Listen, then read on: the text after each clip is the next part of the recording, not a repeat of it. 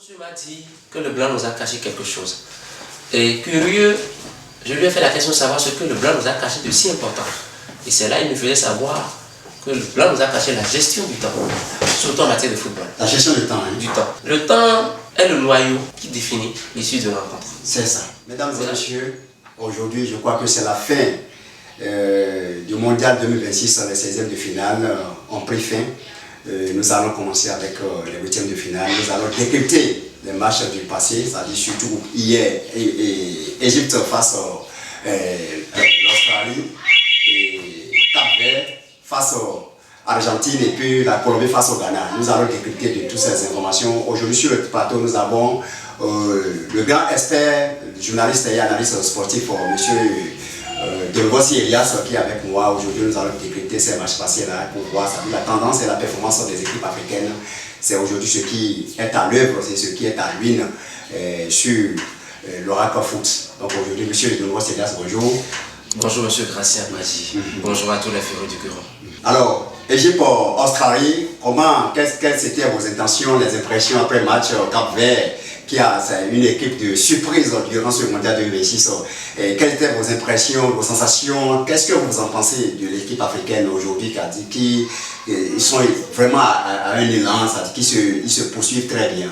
Comment vous voyez leur dynamisme? Merci beaucoup. Il y a l'ancien ministre des Sports béninois qui a dit le cul est rond pour les 22 acteurs. Tout à fait. Et hier sur l'aire de jeu, entre Sorceros australien et Pharaon égyptien, on a senti une complémentarité dans le jeu. C'est vrai, au départ, l'Égypte a quand même ouvert le score par l'entremise à Chou.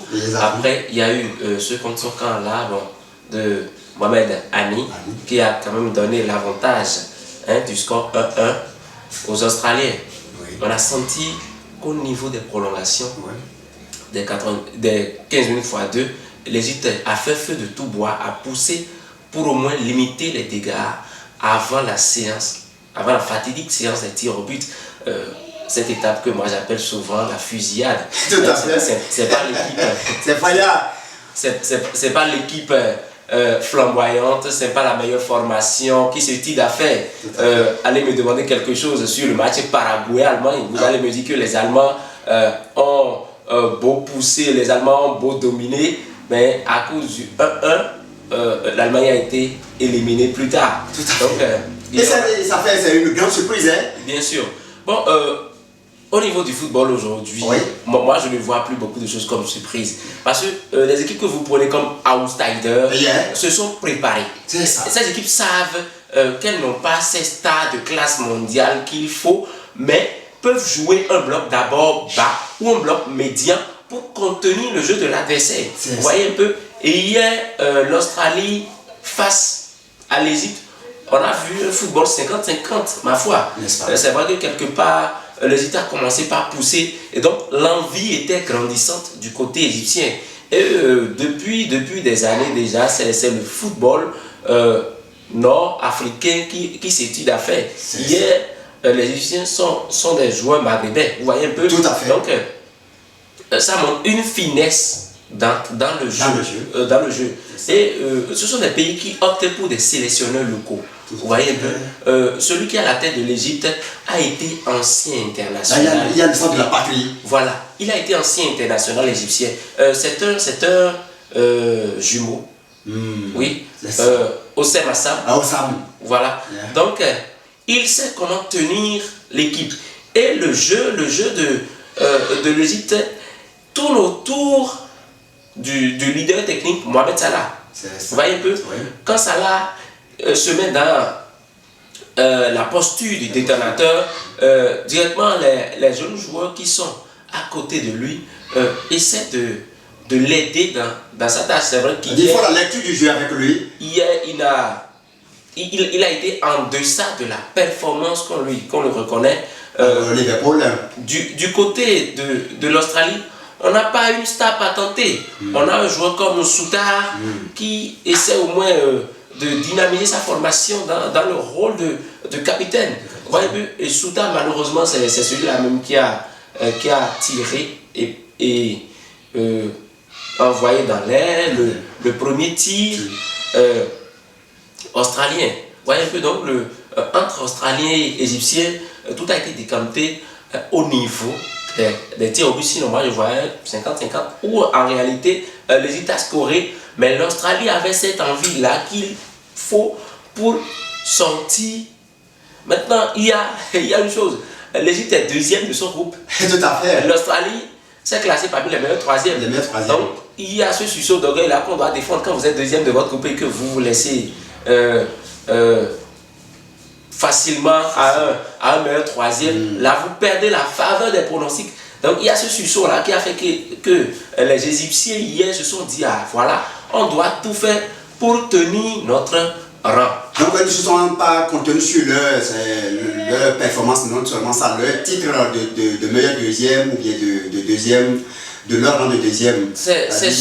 Ils ont laissé cela dans la peau et puis bon, ils se sont livrés au match. D'après ce que moi j'ai suivi. C'est ce ranking de meilleur deuxième même qui a donné plus d'aile aux Égyptiens. C'est ça. Parce que se fait éliminer par une équipe qui peut-être a prié pour être à cette étape. À cette étape-là. Ah, attention. Mais le football nous a appris beaucoup de choses ces dernières années. Merci beaucoup. Je vais vous beaucoup remercier. Et d'autre part, nous avons également le match spectaculaire entre l'équipe de Cap-Vert face à l'Argentine de Lionel Messi. Un match qui a vraiment fait la une de l'actualité hier.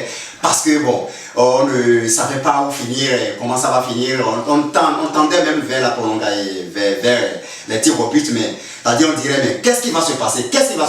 On parlait des surprises lors de ce mondial, mais on dit, ah, mais qu'est-ce qui va se passer? Et vraiment, hier, c'était un temps tendu, et puis ça dit des milliards de populations, de passionnés de football étaient déjà face à leur écran, et ils disent, mais où ça va finir? Comment ça va finir? Et voilà le match. Quelle est votre impression et qu'est-ce que vous constatez de l'équipe capverdienne qui est en pleine surprise durant ce mondial et l'équipe argentine qui est tenant le titre à l'heure actuelle? Vous savez, beaucoup ont fait cette erreur-là. C'est ça. Ils ont vendu moins cher la peau du loup sans l'avoir tué. Ça veut dire Ça veut dire que beaucoup ont déjà classé les requins bleus du Cap-Vert dans une zone d'outsider. C'est ça. Dans une zone d'équipe donneuse en griffe de points. Et cette surprise a été flagrante. Depuis le premier match face à l'Espagne, j'ai constaté que cette équipe a des arguments à faire valoir. Des arguments à faire valoir sur le terrain. Parce que vous voyez d'abord, c'est une équipe qui n'a pas de grands joueurs de main. C'est vrai, il y a certains garçons à la type de Sidney Cabral, le buteur hier sur Oufran, qui évolue du côté de la Liga NOS portugaise au niveau de SL Benfica, vous voyez un peu. Mais ce sont des garçons qui se comprennent à merveille. Ils savent qu'ils quittent une île qui n'est pas reconnue. Une petite île. Mais de grands rêves.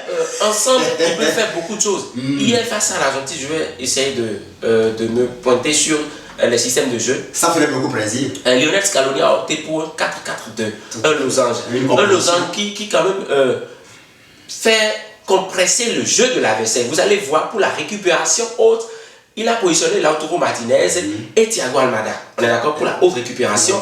Du côté de Bobista, c'est le nom du sélectionneur canadien. Du côté de Bobista, il a opté pour un 4-1-4-1. Et ce 4-1-4-1, ses conséquences c'est quoi? Vous êtes obligé de subir le jeu de l'adversaire et à sécuriser votre as. Et si vous voyez bien dans les 30 premières minutes, pour ne pas dire au niveau des 45 premières minutes, le Cap-Vert n'a fait que sécuriser son as pour ne pas permettre aux Argentins de vite pénétrer dans la surface de l'opération. Dans la surface. Vous voyez un peu? Donc, après l'ouverture du score de Lionel Andrés Messi à la 29e minute, Bobista a compris qu'il faut remoduler le jeu, qu'il faut quand même tirer le leçon de la première période parce que les côtés, sur chaque côté argentin, rien de bon ne se présentait. Au niveau de Molina et au niveau de son compatriote, rien n'était bon. Du coup, Bobista a tiré le leçon de cette faiblesse-là, Argentine, pour maintenant installer son jeu. Et vous avez constaté qu'au début de la seconde période, les Cap-Verdiens ont commencé par mettre le paquet. Et c'est ce qui leur a valu l'égalisation à la 60e minute par l'entremise de Douaté. Vous voyez, ça s'est dessiné en 3 touches de balle. Et dans la surface de réparation, 2 touches de balle pour quand même tuer les espoirs argentins. Vous voyez un peu. Et moi je dis, quand vous êtes face à des équipes qui n'ont pas de grands joueurs, c'est difficile de deviner en réalité le jeu que vous allez exposer sur appliquer sur le terrain. Parce que hier, face aux Cap-Verdiens, non seulement les Argentins jouaient un football de méfiance. C'était un football de méfiance parce que les Argentins ne sont pas agressifs. On a méconnu l'Argentine hier parce que, vu d'ailleurs la possession qui tenait face à certaines équipes, on ne voyait pas l'Argentine posséder la balle comme il le faut. Alors, il laisse la balle et puis, à l'équipe capverdienne et puis elle s'occupe de cette balle pour leur créer encore de surprises. C'est ce qu'on a constaté au niveau de la deuxième période, c'est un peu ça, quoi. Effectivement. Et même à la 18e minute, l'Argentine dominait à 71%. Tout à fait. 71%. Et pour se faire prendre par une équipe qui, en réalité, n'a pas une vraie star. Et moi, je dis, le collectif paie souvent. N'est-ce pas? Être champion du monde et se faire éliminer à cette étape, c'est un griffe, une honte. Et enlever Lionel Andrés Messi de cette formation argentine hier, vous allez constater que rien ne va plus marcher. 39 ans et livrer des prestations de cette carrure, ce n'est pas donné à tous les footballeurs. Avec des corners spécifiques. Je vous dis, Messi a été le mauvais sparring partner des Cap-Verdiens hier.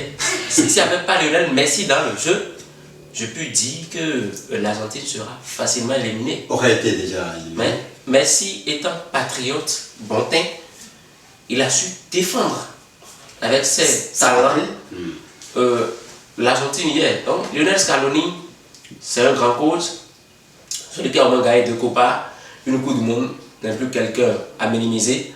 Il doit tout faire pour construire une formation indépendante, purement indépendante. Il doit chercher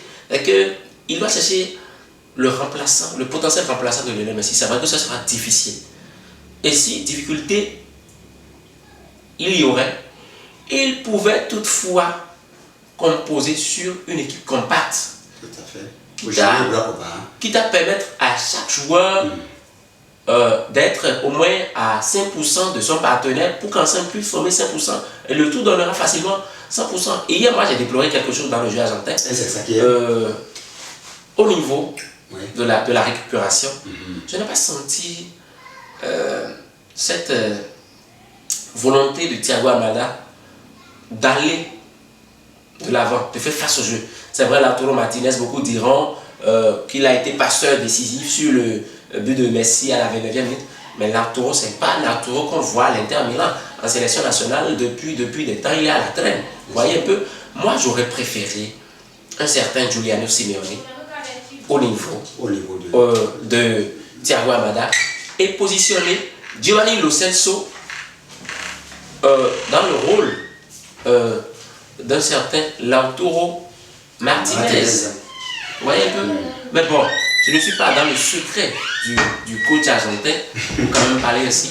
Toujours est-il que la rencontre qu'on a suivie hier demeurera un match d'anthologie. Un match à ne jamais oublier dans les annales du football moderne. C'est ça. Merci beaucoup, monsieur Elias Donovossi, expert analyste sportif et journaliste. Et nous sommes toujours sur le plateau et Oracle Foot. Donc aujourd'hui, nous sommes en train de décrypter les matchs passés, et surtout le match le plus vraiment qui crée beaucoup de surprises et d'amertume. C'est ça le match qui a opposé l'Argentine au Cap-Vert. Nous sommes toujours sur ce site. N'oubliez pas d'appuyer sur la cloche de notification et accordez-nous beaucoup de likes parce que c'est ça qui nous donne un peu et ce qui fait que la page a grandi. Donc nous n'existons pas sans vous. Autre rubrique, Colombie-Ghana. Qu'en pensez-vous de ce match? Vraiment? Moi je vais dire, le marabout ghanéen a beau voir la défaite d'autres pays, Mais... à vous prédire le sacre final du Portugal ou la rencontre de la finale entre le Portugal et les Pays-Bas, oui. Mais il n'a pas pu trouver la solution juste pour son pays d'origine. C'est une illusion. Normalement, il devrait dire que le Ghana allait éliminer la Colombie. Il s'est penché sur la rencontre Argentine, Cap-Vert, pour juste dire que Messi aura un seul penalty, qu'il va rater, que ce soit le penalty décisif. Pourquoi ne pas nous dire que John Arias n'allait pas marquer à la 14e minute? Vous savez, la Colombie vient d'une zone qui adore le football. Je vous en prie. Amérique du Sud, notamment. Le Ghana, c'était les Brésiliens d'Afrique. Le Ghana aujourd'hui, après la génération de Dédé Ayou, André Ayou, Asamoah Gyan, Michael Essien, Christian Atsu, le regretté Christian Atsu, le Ghana n'a pas encore retrouvé son identité de jeu qu'on le reconnaît. Donc le Ghana, c'était la seule équipe africaine qui tenait tête à toutes les grosses écuries, qu'elles soient européennes ou américaines. Et surtout, ils ont failli même créer l'ennui à l'Uruguay lors de la Coupe du Monde 2010 en Afrique du Sud. Bien sûr. Bien sûr. Et pour le mondial 2022, face au Portugal, peu s'en fallait, les Ghanéens allaient égaliser le score. Vous voyez un peu. Mais cette année, on a juste une équipe ghanéenne qui se cherche dans le jeu. Cette défaite face à la Croatie nous situe davantage sur l'ossature ghanéenne en place. Le Ghana ne manque pas de joueurs. Disons-nous la vérité. Le Ghana a de jeunes joueurs capables de mouiller le maillot. La Colombie hier, vous voyez, James Rodriguez, le leader technique et celui-là même qui a été le feu follet de la Coupe du Monde 2014. 2014, hein. Vous avez Luis Diaz, vous avez John Arias qui est là. Mais quand James Rodriguez n'a pas tenu le dragé, directement il a été éjecté du jeu. Tout à fait. Ça veut dire quoi? Avec les sélections sérieuses, ça ne va dire pas. Sérieuse, ah non. La Copa América d'abord est une compétition très très rude. Toutes les sélections qui évoluent au niveau de la Copa América et surtout en Golden Cup, je crois Golden Cup au niveau de l'Amérique du Nord. Amérique du Nord, je crois c'est Golden Cup. Amérique du Sud, c'est la Copa. Vous voyez un peu. Donc, ces sélections ont un jeu purement athlétique. Le Ghana, moi j'ai dit même que Dieu merci qu'il soit battu 1-0. Sinon, pourquoi moi je prédisais comme le marabout une débâcle ghanéenne, parce que c'était pas facile. La Colombie a évolué dans une poule vraiment relevée, tout comme le Ghana. Le Ghana a joué défensivement toutes ses capacités. La Colombie a été purement offensive avec une projection rapide dans le jeu. Vous voyez un peu? Donc, on a deux profils différents. L'autre qui va défendre, l'autre qui va attaquer. Et il y a un adage qui dit, attaquer c'est défendre. Celui qui vous attaque, sachez derrière que peut-être il a les armes pour... nécessaire, pour vous atteindre, pour vous avoir. Donc, le marabout ghanéen aura... il a passé à côté, il a mal vu. Aura beau prédire la défaite de certains pays, pas des moindres dans le football, en laissant son pays d'origine. Le Ghana a été jeté. Et moi, j'ai une amertume. Je ressens un vide. Vous voyez, parmi les 10 équipes africaines qui participent ou qui ont pris part à cette Coupe du Monde, on a eu 9 au niveau des 16e de finale. Qui sont qualifiés en 16e de finale. Le tour, 7 ont été éliminés pour faire place maintenant à 2 équipes qui auront droit au 8e de finale. Et ces 2 équipes viennent d'où? De l'Afrique du Nord. Ça parle aussi de la profondeur, ça parle aussi de la rigueur au niveau des championnats. Tout à fait. La Botola Pro League aujourd'hui, attention, la Botola Pro League aujourd'hui fait partie des meilleurs championnats africains. Tout à fait. Le championnat égyptien aujourd'hui fait partie des meilleurs, ou peut-être le premier championnat le plus suivi, hein, derrière la Botola. Vous voyez un peu. Et le buteur égyptien, hier, venait de quel club? Il n'est pas dans un club européen, il n'est pas dans une écurie américaine, mais il est dans la nationale Al-Ahly. On est d'accord, dans le national, pardon, dans Al-Ahly, hein, dans le club de Al-Ahly. Ça veut dire quoi? Quand vous formez très bien sur le plan local, vous avez cette aisance qu'il faut pour aller chercher les pèlerins. Et moi je dis, ça reste beaucoup pour l'Afrique. Surtout les pays venant de l'Afrique noire. Hein? Parce qu'on n'a pas encore cette rigueur qu'il nous faut. On pense aujourd'hui que le football se limite à la chance. Moi je ne crois pas trop à la chance. Hein. Le football c'est 1% de chance et 99% de travail. Et ceux qui travaillent beaucoup, les résultats ne montent jamais sur l'aire de jeu. Maroc, Égypte, attention, c'est la crème des crèmes au niveau du football africain. C'est ça. Merci beaucoup. Nous poserons toujours l'actualité et aujourd'hui maintenant je crois que bon, quand on va descendre sur ça fait les huitièmes de finale, nous avons l'équipe canadienne qui va opposer celle du Maroc. Je crois que bon, est-ce qu'il y a un match là ou bien puisque bon, Canada d'ailleurs. Je n'aimerais pas que vous abordiez les huitièmes de finale. Voilà, tout à l'heure. Faites maintenant le tour des équipes africaines. Oui, et concluez avec ça. D'accord. Donc, ainsi, sur 10 équipes africaines, elles ne sont que 2 à se qualifier pour les huitièmes de finale. Qu'est-ce que vous tirez? Qu'est-ce qu'on peut tirer? Quelles leçons pouvons-nous tirer des performances des équipes africaines aujourd'hui? Par exemple, le Sénégal à 86e minute qui a contenu le score de 0 face à la Belgique de Thibaut Courtois et de Kevin De Bruyne. Mais jusqu'à la 86e minute, on a vu la Belgique revenir au score et puis même a créé une forte remontada qu'on n'espérait même pas. Hein. Qu'est-ce que vous voyez de l'équipe africaine? Est-ce que c'est la mauvaise gestion du temps par les staffs techniques ou bien qu'est-ce qui ne va pas? Parce que bon, on voit même pas le Congo aussi, par exemple, face au Ghana et face à l'Angleterre, ils ont continué le jeu jusqu'à la 75e minute. Mais on a vu que l'Angleterre est revenue au score, est revenue, a fait back-to-back, et puis l'Angleterre a fait la remontada. Mais qu'est-ce qui ne va pas? On ne comprend plus. Et puis aujourd'hui, en Afrique du Nord, on n'a que l'Égypte et le Maroc qui se sont qualifiés pour les huitièmes de finale. Qu'est-ce qu'on peut dire? Un monsieur m'a dit que le blanc nous a caché quelque chose. Et curieux, je lui ai fait la question de savoir ce que le blanc nous a caché de si important. Et c'est là qu'il me faisait savoir que le blanc nous a caché la gestion du temps, surtout en matière de football. La gestion du temps, hein? Du temps. Le temps est le noyau qui définit l'issue de la rencontre. C'est ça. Vous avez vu hier, face aux Capverdiens, les Argentins ont agi sur le temps. Si les Capverdiens égalisent, ils font tout pour rester dans la marge, pour casser l'addition encore, donner pour distancer du fil à retordre aux Capverdiens. Vous voyez un peu comme ça, que l'équipe va au-delà de cette performance et finalement trébuche. C'est ce qui a joué sur le Cap-Verdien. L'exemple sénégalais que vous avez donné tout à l'heure, oui.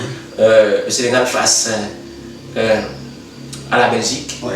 Mené 2-0. 2-0 à la 86e, jusqu'à la 86e minute, le score était toujours statu quo, hein, 2-0. Hein. Je crois que pour toute équipe, c'est déjà un aboutissement heureux.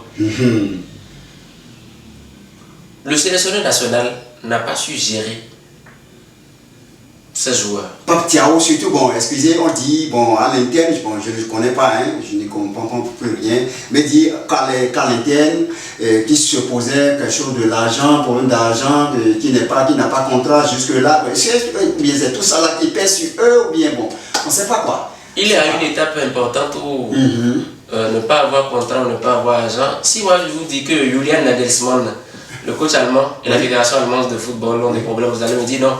Mais la fédération allemande de football doit 6,6 millions d'euros à Julian Nagelsmann. Wow. Mais cela n'a pas émoussé les ardeurs de Julian Nagelsmann à quand même coacher l'équipe à donner son meilleur jeu. Vous voyez un peu.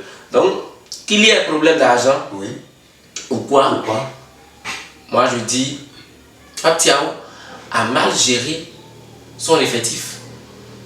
Moi je dis, je ne trouve pas trop important ces changements qu'il a opérés à un niveau du temps de jeu. Quand vous dépassez l'étape la plus capitale et que vous venez au niveau des derniers quarts d'heure, le dernier quart d'heure, c'est-à-dire les 15 dernières minutes, et que vous envoyez un joueur sur l'aire de jeu, vous lui demandez d'observer pendant 5 minutes d'abord et de jouer 10 minutes. Quand vous envoyez un joueur sur l'aire de jeu à la 80e minute, vous lui demandez d'observer pendant 5 minutes ou pendant 2 minutes et de commencer par exposer son jeu. Comme ça, l'adversaire ne prend pas la fébrilité du joueur que vous aviez mis sur l'aire de jeu pour vous attaquer. Et surtout, la Belgique a fait des changements salvateurs. Lukaku, et ça m'a beaucoup étonné. On sait que c'est un renard de surface. Oui. Romelu Lukaku, on sait que c'est un renard de surface. Dans toutes les positions, ces joueurs peuvent marquer. Donc quand vous êtes devant ces grands attaquants griffés, vous devez quand même demander à vos joueurs de livrer leur jeu sans pression. Sans pression. Le Sénégal s'est donné une pression qu'il a rattrapée. Sur l'égalisation de Youri Tillman. Youri Tillman et Trossard, oui, Trossard, je crois bien, les joueurs se sont engueulés. Mais ce sont ces deux joueurs qui se sont entendus maintenant pour créer des problèmes aux Sénégalais. Et il faut avoir, malgré tout, il faut avoir une équipe mixte.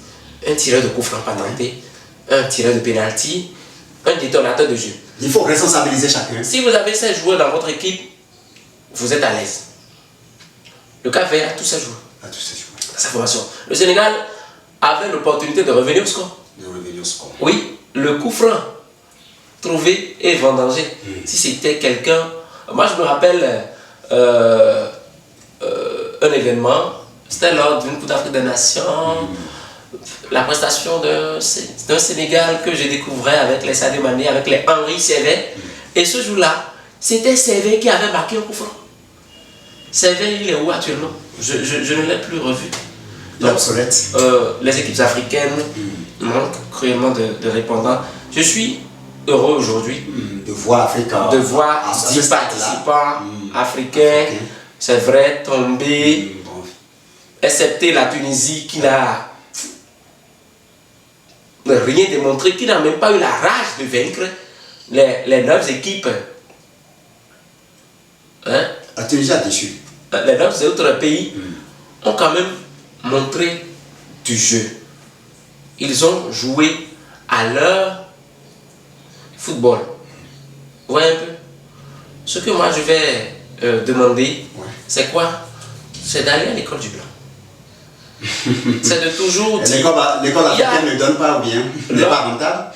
Lors d'un débat,